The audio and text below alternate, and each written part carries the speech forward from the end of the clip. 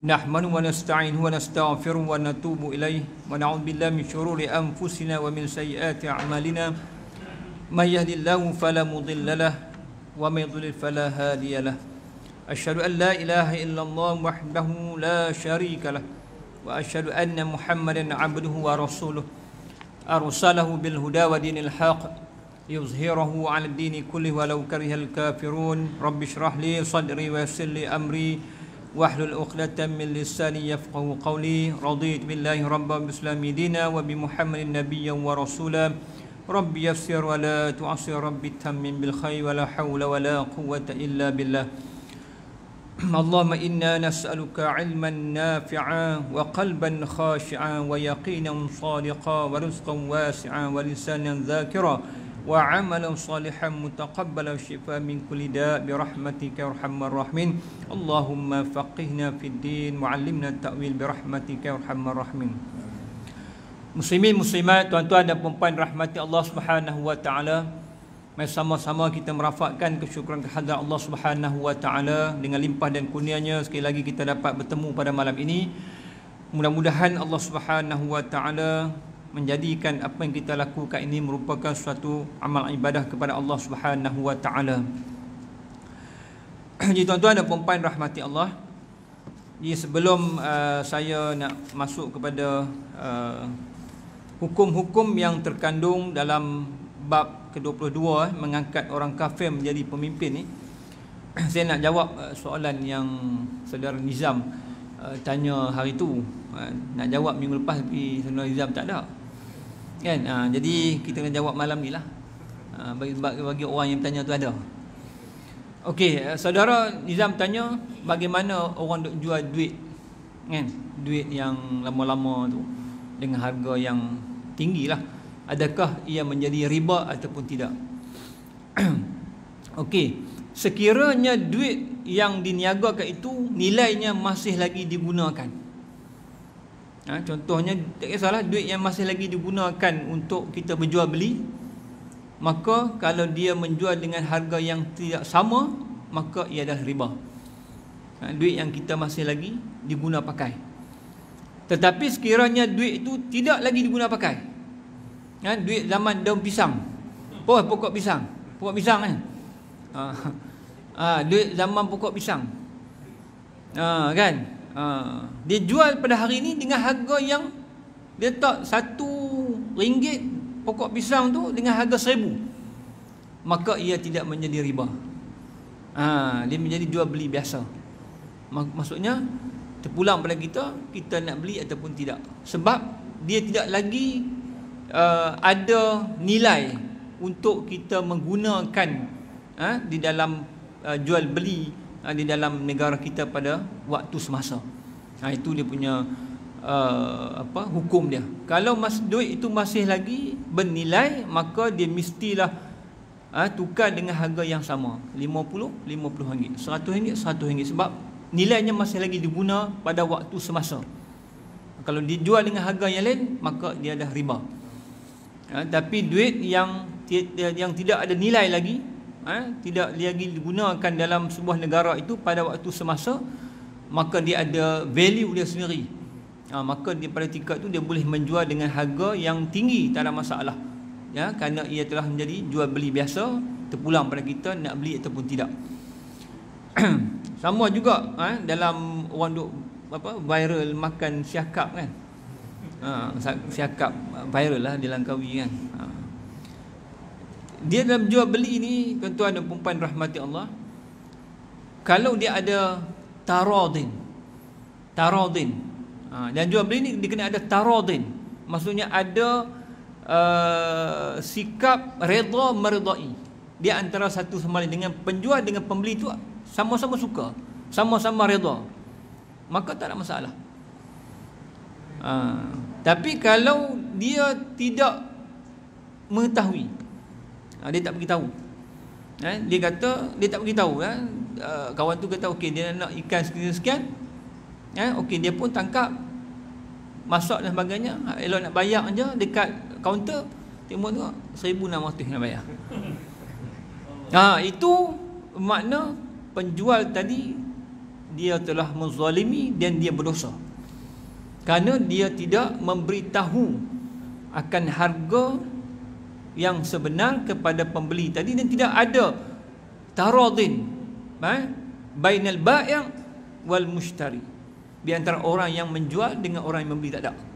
Tapi kalau dia dah bagi tahu dah, dia bagi tahu, okey, dia ni nak sekian ikan, dia bagi tahu, okey, ikan sekarang ni, ikan ni saya bela lebih kurang 6-7 tahun dah bela dalam kolam. Kemudian ikan ni harga dia sekian-sekian kalau nak tangkap. Kemudian orang yang beli tu kata, okey, saya setuju. Dia setuju dengan harga tersebut, maka dia ni pun tangkap ikan tu, kemudian masak dan sebagainya, maka nak bayar dengan harga yang dia cakap tadi. Dia dah bagi tahu awal dengan harga tersebut. Bermakna tidak mengapa orang yang menjual tidak berdosa, sebab dia ada taradin di antara penjual dengan pembeli. Dia pun tahu, tak berdosa. Sebab kita ada pilihan, kan? Kalau dah mahal sangat, pergi kedai lain. Kita ada pilihan, kan? Sebab tu jual beli ni kena taradin. Kita ada pilihan. Kenapa kita nak juga, kalau kita tahu dah mahal sebagainya, kenapa kita nak juga? Carilah siakap yang 30-40 ringgit ada, boleh je makan, kan? Tapi kita nak juga, sebab apa? Dia ada sentimental value. Sebab ikan tu dah bela 6 tahun, 7 tahun dengan 7 kg makanan berkhasiat bagi protein yang tinggi, dijaga lagi kalau ikan tu sakit, disuntik vaksin dan sebagainya untuk selamat daripada kena virus ni. Banyak tuan tu habis duit. Jadi letak harga sekian, kita pun setuju nak beli, makan, bayar, kan? Sedangkan kita ada pilihan yang lain. Itu sekiranya macam tu keadaan dia. Penjual dah memberitahu harga sebenar, dan sebagainya, pembeli pun setuju, maka tidak mengapa. Itu sedikit banyaklah tentang apa yang ditanya oleh saudara Nizam tempoh hari. Okey, baik. Okey, kita nak masuk kepada hukum yang terkandung dalam ayat tersebut yang telah kita bincangkan pada kuliah-kuliah yang lepas, tentang surah Ali Imran ayat 28 hingga 29, yang menjadi pokok perbincangan kita tentang mengangkat orang kafir menjadi pemimpin. Hukum yang pertama, meminta bantuan orang kafir dalam peperangan. Boleh ataupun tidak boleh. Kita nak berperang ni, orang Islam nak perang dengan orang kafir, kita minta bantuan daripada orang kafir untuk menolong kita, bantu kita untuk memerangi orang kafir juga. Adakah boleh ataupun tidak? Berkenaan masalah ini, ahli fiqh berbeza pendapat. Yang pertama, Imam Madhab Maliki. Madhab Maliki mengatakan tidak boleh sama sekali berdasarkan zahirul ayat. La yattakhidhul mu'minuna al-kafirin awliya'a min dunil mu'minin. Orang Islam, orang mukmin tidak boleh mengambil orang kafir sebagai awliya, sebagai wali, sebagai ketua, sebagai pemimpin, selain daripada orang mukmin. Maka mazhab Maliki berpegang kepada zahirul ayat. Zahir ayat tersebut mengatakan bahawa tidak boleh, sama sekali tidak boleh orang Islam minta pertolongan dengan orang kafir untuk memerangi orang kafir. Tak boleh. Ini mazhab Maliki. Tetapi mazhab jumhur Asy-Syafi'iyah wal Hanabilah wal Hanafiyah, mereka mengatakan hukumnya adalah harus meminta bantuan kepada orang kafir, tetapi dengan dua syarat. Jumhur kata boleh meminta pertolongan dengan orang bukan Islam, orang kafir, untuk memerangi orang kafir yang lain, boleh. Jumhur kata dengan dua syarat. Sekiranya menepati dua syarat ini, maka dibolehkan. Yang pertama, syarat pertama adalah sangat perlu, keperluan yang mendesak, keperluan yang mendesak, maka pada tingkat itu boleh. Itu yang pertama. Yang kedua, mestilah orang kafir itu adalah orang yang boleh dipercayai. Boleh dipercayai. Maksudnya kita tahu sikap dia, stand dia, kemudian mauqif dia bagaimana. adakah dia ini memang kita dah kenal orang yang khianat, orang yang pendusta dan sebagainya, maka kita tak boleh terima. Tapi kalau kita kenal akan dia dengan orang yang amanah, orang yang boleh dipercayai, maka pada ketika itu boleh orang Islam minta pertolongan dengan orang kafir untuk memerangi orang kafir yang lain, berdasarkan kepada dalil-dalil yang mereka bawa. Seperti mana baginda Nabi sallallahu alaihi wasallam pernah meminta pertolongan daripada Yahudi Bani Qainuqa untuk membantu Nabi, untuk membantu Nabi membayar diat ke atas seorang daripada orang Islam yang telah salah membunuh orang yang tidak berdosa. Maka kena bayar diat dengan 100 ekor unta. Maka pada ketika itu Nabi minta pertolongan dengan orang Yahudi Bani Qainuqa untuk mereka membantu orang Islam ini untuk membayar diat kepada orang yang dia salah membunuh dengan tanpa sengaja. Maka jumhur mengambil dalil ini, bermakna Nabi sendiri juga meminta pertolongan dengan kaum Yahudi Bani Qainuqa. Itu satu. Yang kedua, Nabi SAW juga telah meminta pertolongan dengan Safwan bin Umayyah. Safwan bin Umayyah ni seorang musyrik di kota Mekah, yang dia ni seorang businessman senjata. Apabila Nabi SAW dapat menawan kota Mekah, dan sebulan selepas itu Nabi akan berhadapan dengan tentera-tentera Hawazin dalam peperangan Hunain. Maka pada ketika itu Nabi, umat Islam pada ketika itu senjata tak berapa cukup untuk berhadapan dengan tentera-tentera Hawazin daripada Taif. Maka Nabi telah pergi bertemu dengan Safwan bin Umayyah, seorang musyrik tokeh senjata. Nabi minta nak pinjam, bukan pinjam, sewa, mana bayar. Minta tolonglah tu. Pinjam senjata dia dengan bayaran. Pinjam senjata, pedang, tombak, baju besi dan sebagainya. Sebab dia ni tokeh senjata. Maka jumhur mengambil dalil ni. Nabi SAW juga meminta pertolongan dengan Safwan bin Umayyah untuk menolong orang Islam melawan orang kafir musyrik juga, Hawazin, bangsa Arab yang daripada bumi Taif. Dan Nabi minta pertolongan dengan dia, dan dia memberi pertolongan itu kepada baginda Nabi SAW. Dia tanya Nabi, "Ya Muhammad, adakah nak pinjam free ke bayar?" Dan Nabi kata bayar. Jadi makna jumhur mengambil dalil ini mengatakan boleh orang Islam meminta pertolongan dengan orang kafir untuk memerangi orang kafir yang lain dengan syarat tadi. Dengan syarat dua tadi. Yang pertama, keperluan mendesak. Sebab tadi Nabi dan orang Islam pada ketika itu nak berhadapan dengan tentera-tentera Hawazin yang datang daripada Taif ini, senjata kurang.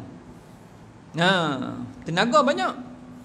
Tenaga banyak, sebab tu tentera Islam pada ketika itu 12,000 orang. Nak berhadapan dengan tentera Hawazin 12,000 orang, tetapi senjata tak cukup. Tenaga banyak, senjata tak cukup. Maka Nabi pinjam dengan Safwan bin Umayyah. Maka pada ketika itu ada keperluan yang mendesak. Yang kedua, Nabi mempercayai. Sebab Safwan bin Umayyah ni orang yang boleh dipercayai. Bukan orang yang khianat. Bukan orang yang menjadi api dalam sekam, dan sebagainya. Maka Nabi kenal dia.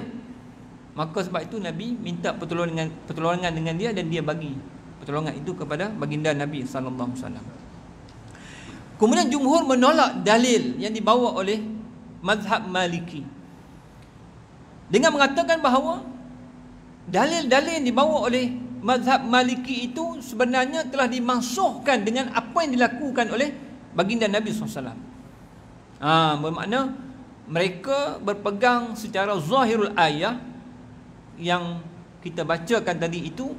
Maka kata jumhur, ayat itu telah dimansuhkan dengan dalil-dalil amalan yang dibawa, yang dilakukan oleh baginda Nabi sallallahu alaihi wasallam. Bila Nabi telah melakukan perkara itu, bermakna secara tak langsung kata jumhur, ayat yang dipegang ataupun dalil yang dipegang oleh mazhab Maliki itu telah dimasukkan, termasuk dengan pelakuan ataupun amalan yang dilakukan oleh baginda Nabi sallallahu alaihi wasallam. Nabi minta pertolongan dengan Yahudi Bani Qainuqa, dengan Safwan bin Umayyah untuk membantu umat Islam berhadapan dengan musuh Islam pada ketika itu.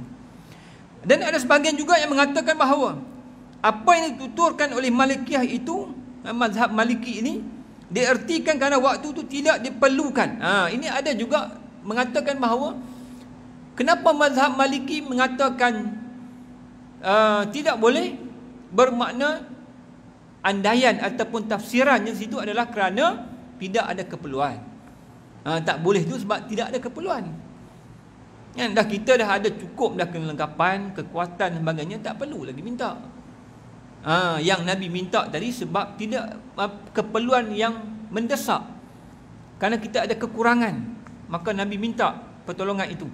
Maka sebab itu kata sebahagian ulama lain, apa yang dibawa oleh mazhab Maliki itu benar, cuma kerana pada ketika itu tidak ada keperluan, maka sebab itu tidak boleh. Atau kerana tidak ada kepercayaan, ataupun kerana tidak ada kepercayaan. Bermakna orang kafir yang kita minta tolong tu kita kenal dia ni tak boleh harap. Jenis putang alam. Orang Kedah panggil putang alam. Pusing belakang semua kena. Putang alam ni dia sapu semua. Kan? Tak boleh percaya. Depan kita cakap macam ni, dengan orang lain cakap macam lain. Dengan jumpa dengan ni cakap lain. Lah kali semua dia sapu. Semua dia makan. Kiri kanan depan belakang semua dia makan. Ni putang alam. Lotlak. Itu lain, lotlak tu lain. Okey, jadi maka sebab itu kata para ulama mentafsirkan hujah ataupun dalil yang dibawa oleh mazhab Maliki, mereka katakan bahawa kerana tidak boleh itu kerana orang yang nak diminta tolong itu, orang kafir tadi, tidak boleh dipercayai. Maka sebab itu mereka mengatakan bahawa tidak boleh. Mereka mengambil dalil yang mana Aisyah mengatakan kepada menceritakan bahawa ada seorang lelaki dari kaum musyrikin yang cukup berani datang kepada Nabi pada hari perang Badar. Ini dalil yang dibawa oleh mazhab Maliki. Dalil daripada Aisyah menceritakan bahawa ada seorang musyrik pada hari peperangan Badar, dia datang jumpa Nabi. Dia kata, "Ya Muhammad, ya Muhammad, aku nak minta izin berperang bersama dengan tentera Islam, nak lawan dengan musyrikin Quraisy pada peperangan Badar." Maka Nabi kata kepada dia, "Kembalilah, aku tidak akan minta bantuan kepada orang musyrik." Jadi mazhab Maliki berpegang pada dalil ni. Sebab tu mereka kata tak boleh. Dan berdasarkan zahir ayat tadi, maka para ulama mentafsirkan hujah dalil yang dibawa oleh mazhab Maliki tadi, mengatakan bahawa pada ketika itu Nabi kenal musyrik itu orang yang tidak boleh dipercayai. Sebab tu Nabi tak minta pertolongan dengan dia. Sebab tu Nabi tak terima pertolongan dengan dia. Sebab apa? Nabi kenal orang ni orang yang tidak boleh dipercayai. Maka bermakna hujah yang dibawa oleh Maliki juga adalah bertepatan dengan apa yang dibawa oleh hujah jumhur ulama, mengatakan boleh minta pertolongan, bantuan dengan orang musyrik, orang kafir, untuk berhadapan dengan orang kafir juga, tapi dengan dua syarat tadi. Yang pertama, mesti ada keperluan yang mendesak. Yang kedua, mestilah orang itu orang yang boleh dipercayai. Kita kenal dia, budi dia, akhlak dia, sikap dia, kita kenal dan kita boleh percaya dengan dia, maka kita boleh minta pertolongan kepada orang kafir tersebut. Itu yang pertama. Adakah boleh ataupun tidak boleh? Maka dia ada khilaf, tapi jumhur mengatakan boleh minta pertolongan orang dengan orang kafir. Yang kedua, hukum yang kedua, arti memelihara diri dan hukumnya. Ibnu Abbas berkata taqiyah, maksudnya seseorang berkata bersahabat dengan orang kafir tetapi hatinya tetap beriman. Dia tidak mahu membunuh kalau disuruh membunuh, dan tidak juga mahu berbuat dosa. Ini taqiyah, maksudnya dia terpaksa menyembunyikan keimanan dia dalam hati. Apabila ada suatu perkara yang besar yang disuruh oleh musuh, dia terpaksa lakukan. Contoh seperti mana yang berlaku kepada seorang sahabat namanya Ammar bin Yasir. Ya, Ammar bin Yasir dan keluarga dia, kita tahu keluarga dia, ya, ibu dan ayah dia mati, diseksa dengan begitu kejam. Ammar bin Yasir juga diseksa dengan begitu kejam. Seksa ni kira habis out lah. Orang kata apa, kemuncak penyiksaan yang dilakukan oleh musyrikin Quraisy terhadap keluarga Ammar bin Yasir, sehingga baginda Nabi SAW pada ketika itu Nabi pun tak boleh buat apa, sebab orang musyrik berkuasa di kota Mekah. Sehingga Ammar mengadu kepada baginda Nabi SAW. Dia kata, ya Rasulullah, dia kata, kami dah tak tahan dah, kena seksa kezaliman yang cukup hebat yang telah dilakukan oleh musyrikin Quraisy ke atas keluarga kami, kan? Sampai dah kemuncak dah, kami kena seksa. Apa kata Nabi? Nabi doakan kepada keluarga Ammar bin Yasir. Nabi kata, sabran ya ali Yasir, fa inna maw'idakumul jannah. Nabi kata, sabarlah wahai keluarga Yasir, sungguhnya Allah menjanjikan kepada kamu syurga. Itu Nabi bagi motivasi, Nabi bagi suatu kekuatan, semangat kepada keluarga Yasir, Ali Yasir, keluarga Yasir, supaya mereka teruslah sabar, teruslah tabah di atas ujian yang Allah beri ke atas kamu. Sebab apa? Allah janjilah kepada kamu, tempat kamu nanti kamu mati, tempat kamu adalah syurga Allah Subhanahu wa ta'ala.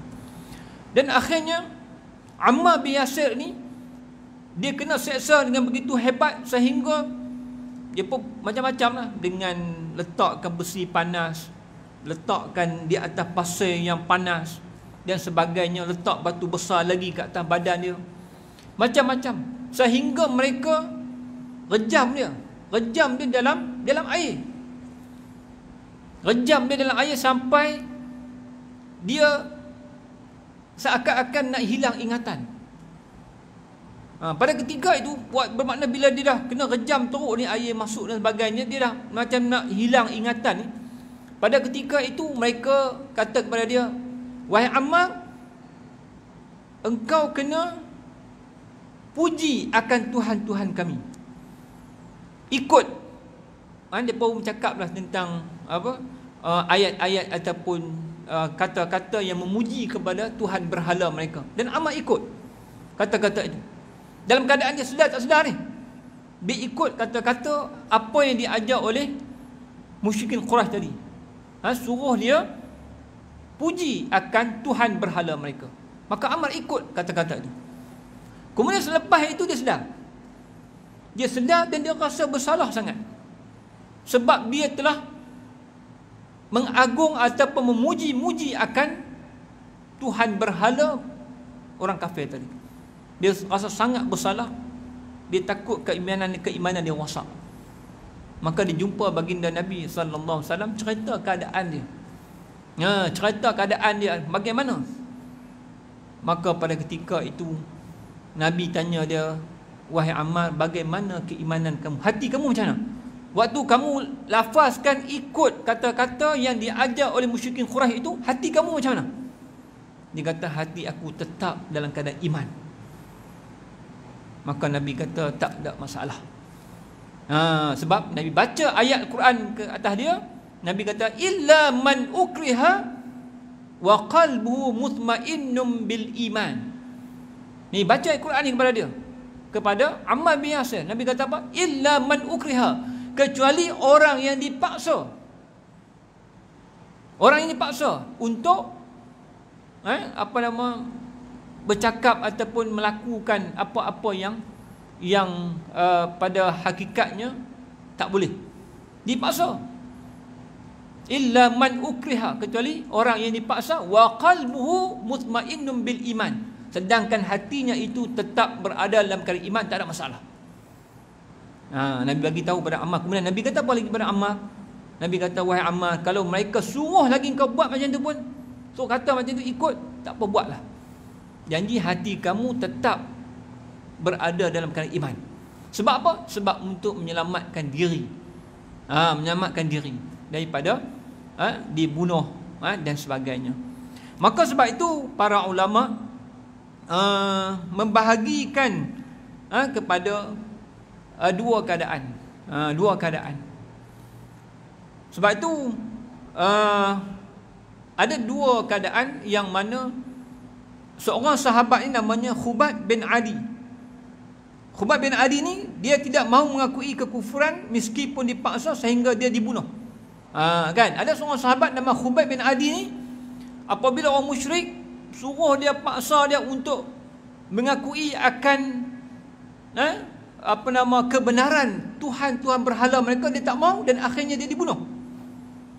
Dan Ammar bin Yasir tadi, apabila diminta, dia mengakui dengan lidah dia, tetapi hatinya mutmainnun bil iman, kekal dengan iman.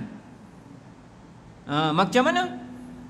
Maka pada ketika itu keadaan baginda Nabi SAW menyebut bahawa orang yang kekal tidak mahu mengikut apa yang disuruh oleh orang musyrik ke atas dirinya, dia tak mahu, maka itulah keadaan yang lebih baiklah, afdal.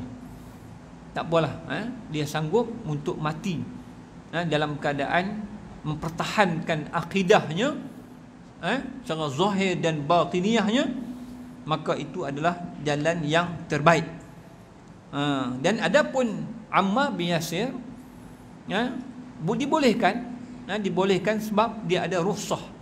Ayat tadi, rukhsah yang Allah bagi kepada orang yang dipaksa, maka tidak mengapa janji hatinya itu kekal dalam keadaan iman.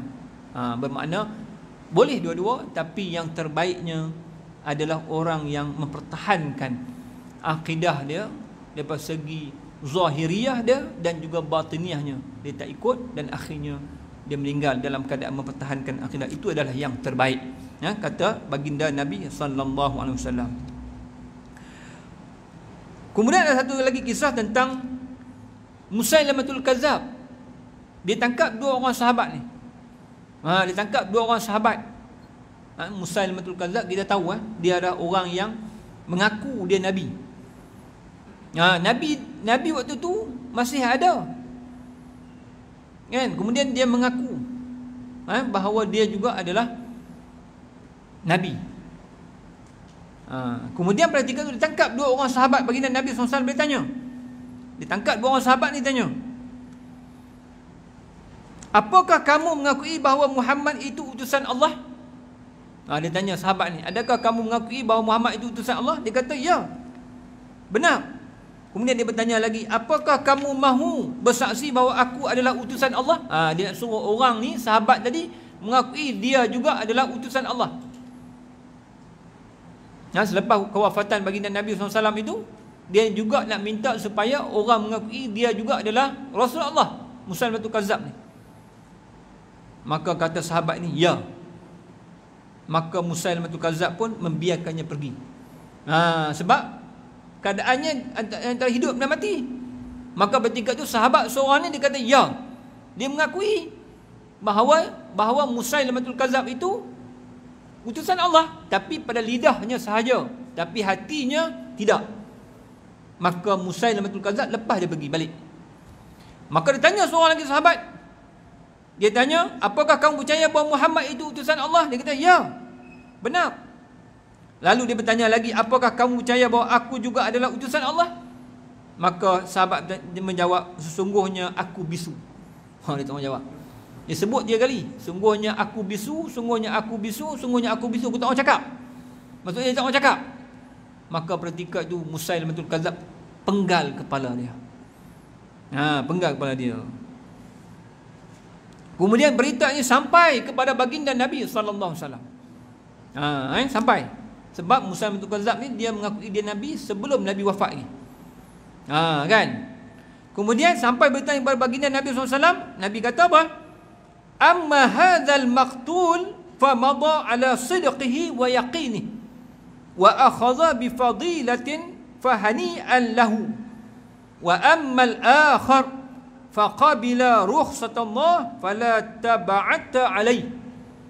Kata Nabi SAW, adapun orang yang terbunuh ini orang yang pertama, sahabat pertama tadi, yang sahabat yang kedua tadi yang terbunuh, dia telah melaksanakan kebenaran dan keyakinannya, dan dia telah mengambil suatu keutamaan yang membuatnya berbahagia. Nabi kata sahabat yang kedua tadi yang tetap tak mengaku bahawa Musailamatul Kadzab ini utusan Allah, dan dia mengambil jalan dia dibunuh, akhirnya Nabi kata dia telah mengambil suatu keutamaan yang membuatnya berbahagia, bab mempertahankan akidah secara zahir dan batin. Kemudian Nabi kata pula, adapun yang satunya, sahabat yang awal tadi, maka dia menerima suatu rukhsah, keringanan daripada Allah Subhanahu wa taala. Dia ambil rukhsah, ya Allah bagi rukhsah pada dia. Ayat tadi ya, illa man ukriha wa qalbuhu mutmainnun bil iman. Dia mengambil rukhsah itu, bermakna orang yang dipaksa boleh, dengan syarat hatinya tetap berada dalam keadaan iman, tidak mengakui. Hati dia tak mengakui, lidah sahaja, tak apa. Sebab apa? Dia mengambil rukhsah yang Allah bagi, yang membuatnya dia tidak akan diseksa. Dia juga tak kena seksa, kan? Sebab dia terlepas daripada membenarkan Musailamatul Kadzab itu sebagai utusan Allah. Maka maksudnya dua-dua itu dibolehkan dalam Islam. Ini katakan tadi taqiyah tadi, taqiyah tadi yang dibenarkan. Maksudnya apabila keadaan memaksa pada ketika itu, dalam keadaan sama ada hidup atau mati, kita ada dua pilihan. Kalau kita nak pilih yang afdaliyahnya, kita kekal lah. Kekal, tak apalah, mati pun mati, kena tembak lah. Sebab kita memilih jalan yang keutamaan, afdaliyahnya, dan kita akan berbahagia. Kata baginda Nabi SAW, orang ini memilih jalan yang sangat tenang, yang sangat berbahagia. Dan kalau juga dia memilih jalan yang kedua, mengambil rukhsah yang Allah SWT beri kepada orang Islam, tapi dengan syarat hatinya tetap berada dalam keadaan iman, maka ia juga tiada masalah, tidak berdosa di sisi Islam. Maka inilah yang sahabat tadi pilih, seorang sahabat pilih jalan pertama, seorang sahabat pilih jalan yang kedua. Maka Nabi bagi jalan penyelesaian kepada umat Islam yang menghadapi berbagai-bagai mihnah, ujian daripada Allah Subhanahu Wa Taala itu. Pilihlah, tapi dengan syarat hati tetap berada dalam keadaan iman kepada Allah Subhanahu Wa Taala. Itu yang kedua. Yang ketiga, melantik orang kafir menjadi pemimpin. Berdasarkan ayat di atas, sebahagian ulama berpendapat bahawa melantik orang kafir untuk menguruskan hal ihwal dan urusan kaum muslimin tidak dibenarkan. Bahkan menurut mereka melantiknya sebagai pegawai ataupun buruh juga tidak boleh. Ini sebahagian ulama. Sebab tu dalam bab memilih ataupun mengangkat orang bukan Islam, orang kafir sebagai pemimpin ini, maka dia ada khilaf di kalangan para ulama. Ada mengatakan haram, tak boleh langsung, ada mengatakan harus. Ada mengatakan harus, tapi dia ada syarat dia lah.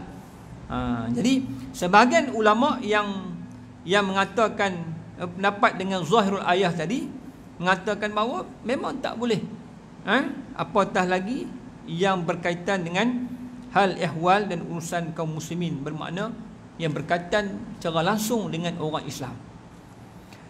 Sebagaimana tidak dibolehkan menghormati dan mengagungkannya dalam majlis-majlis. Misalnya berdiri ketika mereka datang, sebab ini sudah jelas salah satu tanda pengagungan. Ayat-ayat yang kita bacakan pada awal perbincangan kita dahulu yang berkaitan dengan larangan Allah Subhanahu Wa Taala ke atas orang Islam, orang mukmin, mengambil orang-orang kafir sebagai pemimpin itu, kata para ulama, dia menjurus kepada orang kafir yang jelas penentangannya terhadap orang Islam dan agama Islam.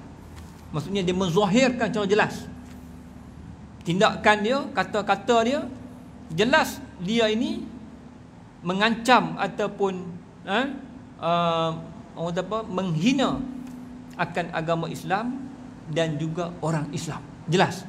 Maka para ulama membahaskan tentang ayat-ayat larangan ini, semuanya adalah menjurus kepada orang kafir yang jelas secara zahirnya mengancam dan juga menghina akan agama Islam dan juga umat Islam.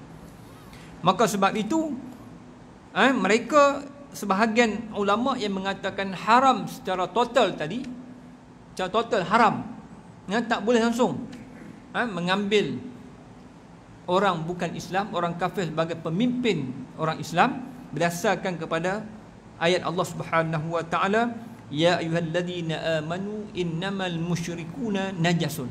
Wahai orang-orang beriman, sungguhnya orang musyrik ini mereka itu najis. Najis dari segi akidah mereka, pegangan mereka itu najis, kotor. Maka sebab itu mereka berpegang mengatakan bahawa tidak boleh langsung untuk mengambil orang kafir sebagai pemimpin.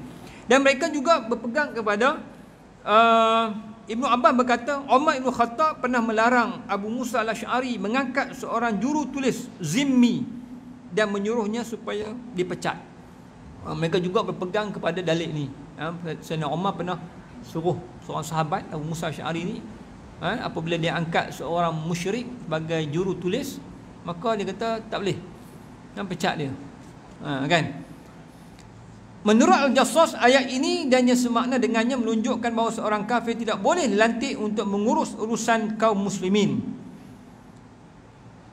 Sehubungan dengan itu, maka jika ada seorang kafir mempunyai anak seorang muslim yang masih kecil kerana ibunya masuk Islam misalnya, maka ia tidak ada hak atas anaknya itu, sama ada terhadap hartanya, perkahwinannya maupun selainnya. Ialah kalau seorang tu dah contohnya isinya anaknya masuk Islam, dia tak masuk Islam, bandar dia tak ada hak. Bapak tadi, walaupun dia bapak, tapi oleh kerana dia kafir, dia tak ada hak harta ke atas anak tu, isi dia, perkahwinan juga dia tak boleh jadi wali dan sebagainya. Kerana apa? Kerana telah terlarang ataupun terhalang. Maka sebab itu sebahagian ulama ni mereka mengambil dalil-dalil ni. Tapi ada sebahagian ulama yang lain, seperti mana Imam Ibnu Hajar Al-Haytami, Imam Khatib Syarbini dan juga Imam Ar-Ramli, mereka mengatakan bahawa asal hukum adalah harus. Asal hukum adalah harus selagi mana tidak terdapat kepada orang-orang kafir itu penentangan yang jelas terhadap agama Islam dan umat Islam. Kalau jelas daripada segi kata-katanya, perbuatannya jelas sangat memusuhi agama Islam, sangat memusuhi akan umat Islam, maka ketika itu haram mengangkat orang kafir ini untuk menjadi pemimpin umat Islam. Termasuklah Dr. Yusuf Al-Qaradawi mengatakan harus hukumnya mengangkat orang kafir sebagai pemimpin dalam bab-bab yang tidak ada kaitan dengan orang Islam. Contohnya yang tak boleh adalah menjadi ketua negara. Ini tak boleh. Setakat dia jadi pemimpin adun dan sebagainya tu tak ada masalah, ahli parlimen tak ada masalah. Tapi untuk mengangkat dia menjadi ketua negara tak boleh, kata Syekh Dr. Yusuf Al-Qaradawi. Termasuk juga tak boleh angkat orang kafir sebagai orang yang menguruskan urusan umat Islam. Jadi menteri agama pula kan. Ataupun jadi hakim, ketua hakim mahkamah syariah.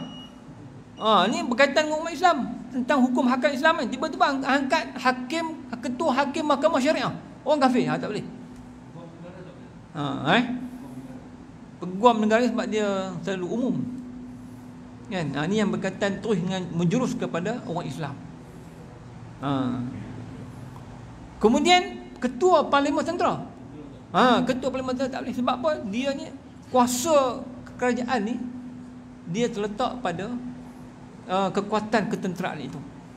Kalau ketua tentera itu, ketua parlimen tentera itu daripada orang kafir, takut-takut dia boleh menggulingkan kerajaan, boleh mengambil alih kerajaan yang ada daripada kerajaan Islam kepada kerajaan kafir dan sebagainya. Ini sebab itu Syekh Dr. Yusuf Qaradawi mengatakan bahawa harus tadi, tapi dengan syarat bahawa portfolio tentu tidak boleh diberi, diangkat, dijadikan mereka ini sebagai pemimpin dalam portfolio tersebut. Kerana apa? Yang diharuskan tadi, sebab tadi selagi mana ia tidak menzahirkan cara lisan, cara amalan, praktikal perbuatan mereka terhadap Islam dan juga umat Islam, maka selama itu boleh. Tapi portfolio tadi secara langsung, secara total tak boleh diangkat, diberi kuasa kepada mereka, kerana itu portfolio yang akan menjaga tentang negara Islam, menjaga agama Islam, menjaga umat Islam. Tetapi kalau memang mereka itu cara zahir, cara amalan, mereka menzahirkan secara jelas tentang penentangan kepada umat Islam dan juga agama Islam, itu secara langsung memang tak boleh langsung. Tak boleh langsung kita nak pilih dia sebagai wakil rakyat kita ke, adun ke, ahli parlimen ke, tak boleh. Sebab apa? Dia jelas. Dia jelas menunjukkan penentangan kepada agama Islam dan umat Islam. Kalau dia naik, memang dia akan bermusuh dengan kita. Tak boleh pada ketika itu. Maka jelas daripada kita bahawa keadaan-keadaan itu kita melihat kepada suasana. Sebab apa yang tak boleh secara total tadi, ulama yang mengatakan haram tu itu kerana mereka mengatakan bahawa ayat-ayat yang datang itu melarang secara zahir. Tapi para ulama mengatakan bahawa ayat-ayat itu memang melarang, tetapi menjurus kepada orang kafir yang menzahirkan penentangan secara jelas kepada agama Islam dan umat Islam. Memang tak boleh secara total. Tapi kalau tidak ada tak zahir, disimpan hati kita tak tahulah, simpan hati kita tak boleh baca. Cuma kita boleh baca daripada segi zahir, cakapan dia, tindakan dia, kita boleh nampak adakah dia ni orang yang menentang agama Islam, umat Islam ke ataupun tidak. Kita boleh baca daripada segi zahir. Kalau ada, tak boleh secara langsung. Tapi kalau tak ada, maka hukumnya adalah harus, tapi pada portfolio tertentu sahaja. Kemudian yang terakhir, dalil yang menguatkan pendapat yang mengatakan tak boleh secara haram tadi. Mereka mengatakan bahawa walan yaj'alallahu lil kafirina 'alal mu'minina sabila, dan Allah tidak sekali-kali akan memberi jalan kepada orang-orang kafir untuk membinasakan orang-orang yang beriman. Kesimpulan yang boleh kita ambil, yang pertama, melantik orang kafir sebagai ketua dan saling mengasihi dengan mereka hukumnya adalah haram menurut syariat Islam. Seperti mana yang kita bahaskan tadi, sekiranya ada zahir pemusuhan mereka kepada agama Islam dan umat Islam. Yang kedua, demi menjaga diri, menjaga harta dan kehormatan daripada gangguan dahsyat orang kafir, maka dibolehkan berbaik-baik dengan orang kafir tadi.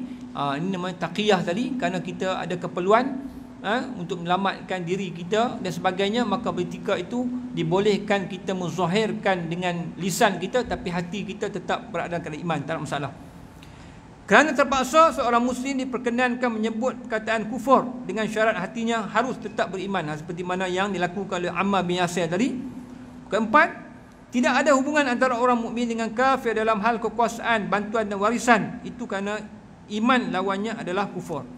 Dan yang kelima, Allah SWT sentiasa mengetahui rahsia dan apa yang tersimpan di dalam hati, sehingga tidak ada satu pun perkara yang tersembunyi baginya. Maka semua perkara yang berkaitan dengan hati, yang tersimpan dalam diri seorang manusia itu, semuanya Allah Subhanahu Wa Taala mengetahui. Kita sebagai manusia biasa, kita hanya menghukum manusia lain segi zahir saja. Kita melihat zahir, tindakan dia, percakapan dia, itu saja kita menghukum. Tapi segi dalaman kita tak tahu apa yang tersirat dalam hati dia. Tapi Allah Subhanahu Wa Taala Maha mengetahui apa yang tersembunyi dalam hati semua makhluk-makhluk Allah Subhanahu Wa Taala.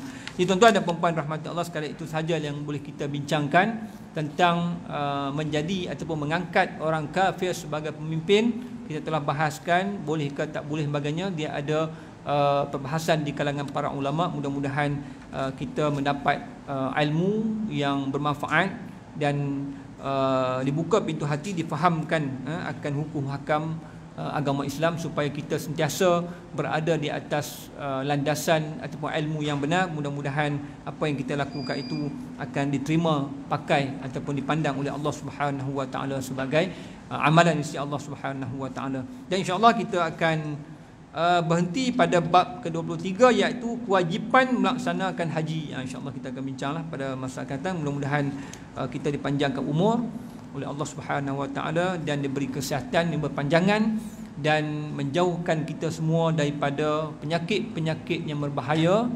khususnya COVID-19 yang masih lagi menyerang negara kita. Mudah-mudahan kita semua dirahmati, diampunkan dosa oleh Allah Subhanahu Wa Taala. Saya mohon ampun dan maaf. Aqulu qawli hadza wa astaghfirullah li wa lakum. Wassalamualaikum warahmatullahi taala wabarakatuh.